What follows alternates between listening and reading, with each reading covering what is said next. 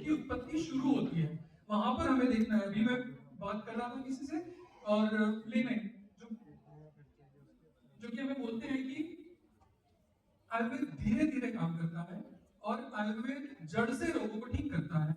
यहाँ पर हमारे लिए जिम्मेदारी वाली बात ये आती है कि जड़ से रोग को ठीक करने के लिए आपको जड़ तक पहुंचना भी तो पड़ेगा, आपको जड़ भी तो पता होनी चाहिए। But what we are doing nowadays while we are dealing with patients, हम जड़ को ढूंढने में हमारा टाइम ही नहीं लगा। What is the cause, what is the निदान, हम वो ढूंढते ही नहीं है। बस अम्ल पित्त, तो दो ही चीजें आती है दिमाग में, कामधुता और शुद्ध चेतन, बात खत्म। तो जो डायग्नोसिस है ना, वही कभी कभी हमें अपाहिज हैंडीकैप बना देता है। एक एक ही तरह से सोचना। अभी आप लोगों में से मुझे नहीं पता कितने लोगों ने गुप्ता सर का लेक्चर सुना किडनी डिजीज वाला, उनमें उन्होंने रेफरेंसेस की बात करी थी, किडनी डिजीज की बात कर रहे थे वो। तो किडनी डिजीज या सीकेडी, क्रॉनिक किडनी डिजीज, उसमें वो बता रहे थे कि ये नया व्याधि है, तो उसका रेफरेंस सही था, इसे कैसे ढूंढना चाहिए। तो वो अगर हम एक लेबल ना करें तो आई एम श्योर हम अलग अलग जगह से उसके बहुत सारे रेफरेंसेस कलेक्ट करके उस पर्टिकुलर डिजीज को धातु साम्यता या फिर दोष दूसरे संप्राप्ति समझ के उसका विघटन भी अच्छे से कर पाएंगे। तो बेसिकली बताने की मोटी मोटी बात ये है कि पहले वाला जो 70% एस्पेक्ट है उसके ऊपर ज्यादा फोकस करना है। तो मेडिसिन का मोस्ट पावरफुल टूल जो है दैट इज लिसनिंग। और आयुर्वेद में रोगी परीक्षा जो है वो हिस्ट्री टेकिंग से ही शुरू होती है, क्योंकि पेशेंट की हिस्ट्री जो है वही है निदान, वही है निदान और चिकित्सा के बारे में इंपॉर्टेंट पार्ट। तो हिस्ट्री ये बंद होता है, ये अगर शुरू हो जाए तो।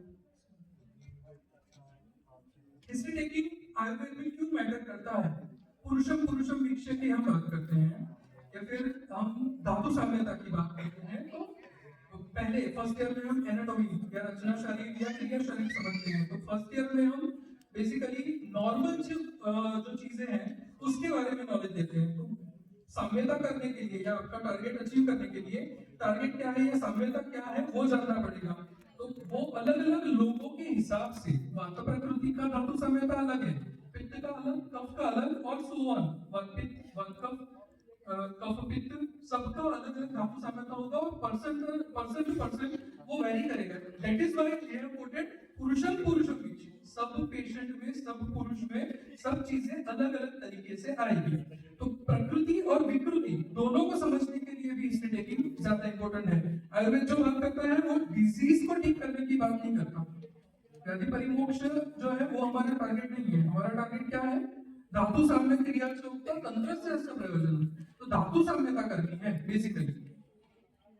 Lifestyle, diet, emotion, family history, ये सब चीजें विदाउट क्वेश्चनिंग आएगा ही नहीं। और कैसे हम मिसलीड करते हैं खुद को, वो आगे की स्लाइड में मैं आपको बताऊंगा। यहाँ पर एक केस एग्जांपल के साथ हम समझेंगे, जिसमें पेशेंट है सेम कंप्लेंट, सिर्फ हेडेक। अगर उसको हम पूछे, उसकी बात करें या उसके साथ कंसल्ट कर रहे हैं, तो हम कितने सवाल पूछ सकते हैं? हमारे पास कभी कभी ऐसा